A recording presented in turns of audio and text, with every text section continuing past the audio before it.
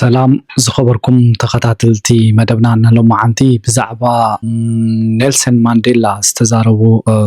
عزيم أقرمتن عبيت التركم زلوهم تحسطاتن حيجالكم متقلخو سناي مكتتال نيلسون مانديلا عادي كابتوم عبيت مرحت عالمنان تمثالة سلامن يقرتانيو نسو نفتحي نمعارنتن نحارنتن أب زغورو قالسي بزوح زمهارلهم طباباوي بهيلات قديفلنايو ገለ ካብቶም ፍሉጣት ብሂላቱ ምስ መግለጺኦም ኣብዚ ቪድዮ ቀሪቦም ኣለው ምክትታልኩም ንዕድም ብዛዕባ ትምህርቲ ገለ ካብ ኔልሰን ማንዴላ ዝበሎም ትምህርቲ ንዓለም ንምልዋጥ ክትጥቀመሉ እትኽእል ዝሓየለ መሳርሒ እዩ እዚ ክብል ከሎ ማንዴላ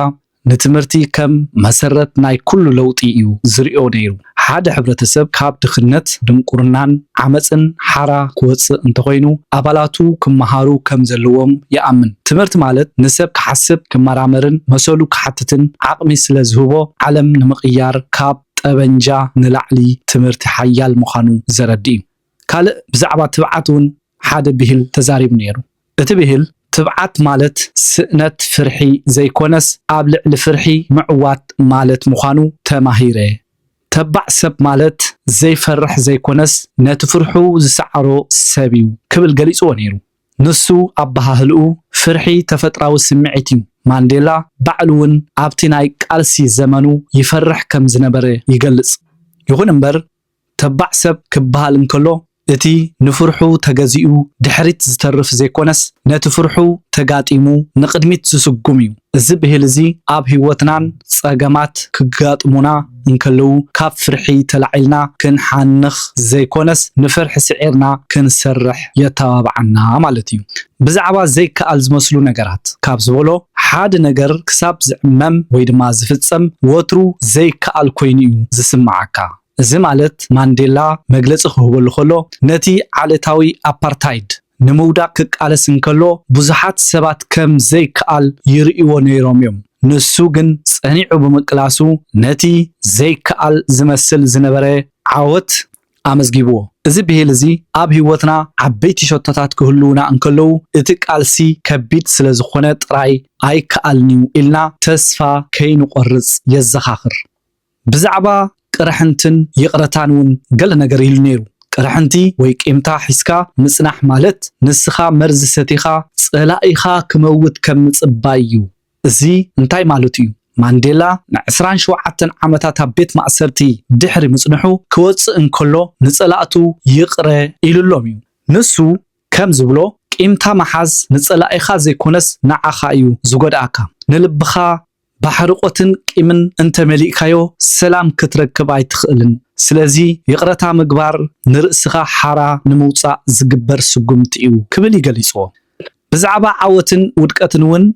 ገለ ካብ ዝበሎ ብዓወተይ ኣይትምዘኑኒ የግዳስ ክንደይ ግዜ ወዲቐ ከም ዝተንሳእኩ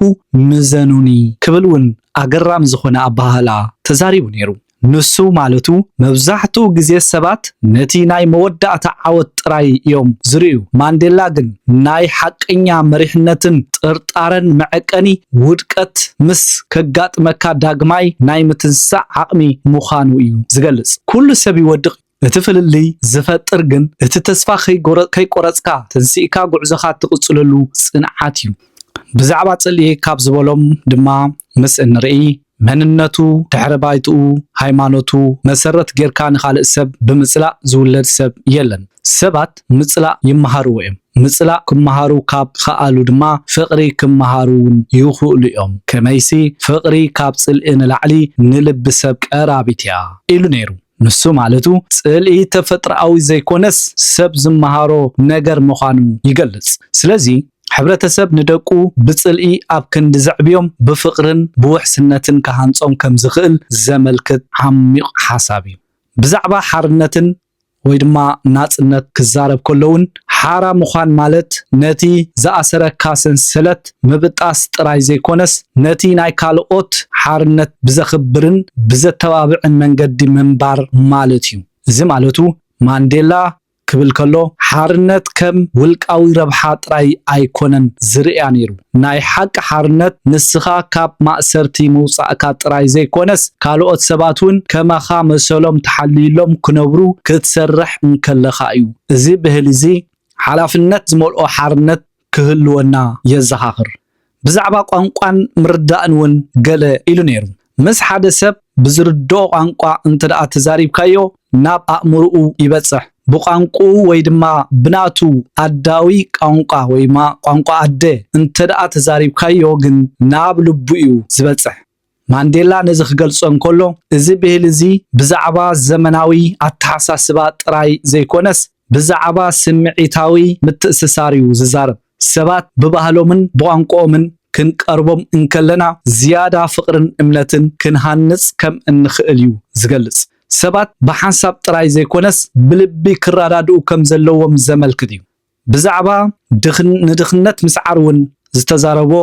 ነዚ ይመስል ንድኽነት ምስዓር ናይ ግብረ ሰናይ ወይ ድማ ምጽወታ ጉዳይ ዘይኮነስ ናይ ፍትሒ ተግባር እዩ ድኽነት ከም ኣፓርታይድን ባርነትን ብኢድ ሰብ ዝመጽእ እዩ ብተግባር ሰብ ድማ ክጠፍእ ይኽእል እዩ ማንዴላ ማለቱ ንድኽነት ከም ተፈጥራዊ ዕድል ዘይኮነስ ከም ሓደ ዓመፅ ገይሩ እዩ ዝርዮ ስለዚ ንድኻታት ምርዳእ ጽቡቕ ዝገበርናሎም ዘይኮነስ መሰሎም ዝመለስናሎም ክኸውን ይግባእ ድኽነት ብፖሊሲታትን ብዓመፅን ስለ ዝመጽእ ብፍትሓዊ ኣሰራርሓ ክጠፍእ ከም ዝኽእል ዘተባብዕ ዓቢ ሓሳብ እዩ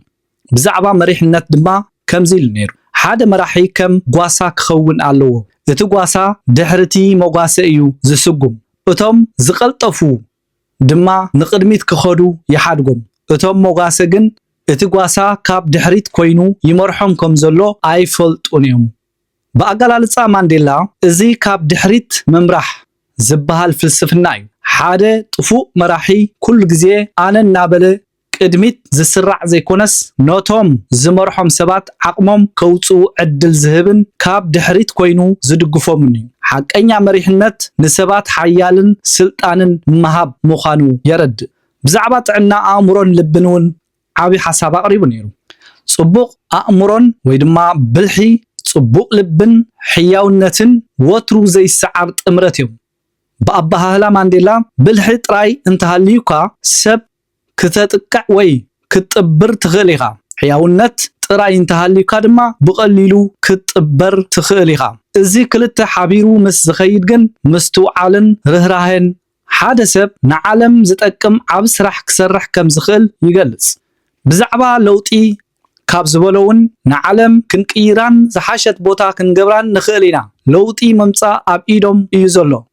ማንዴላ እዚ ክብል ከሎ ኩሉ ግዜ ኣብ ተራ ውልቀ ሰባት ይኣምን ነይሩ ለውጢ ካብ ዓበይቲ መንግስታት ጥራይ ዘይኮነስ ካብቲ ተራ ሰብ ዝገብሮ ንእሽቶ ስጉምቲ ከም ዝጅምር እዩ ዘተባብዕ ነይሩ እዚ ድማ ኣብ ነፍሲ ወከፍና ተስፋን ሓላፍነትን ዝዘርእ ብሂል እዩ ብሓፈሻ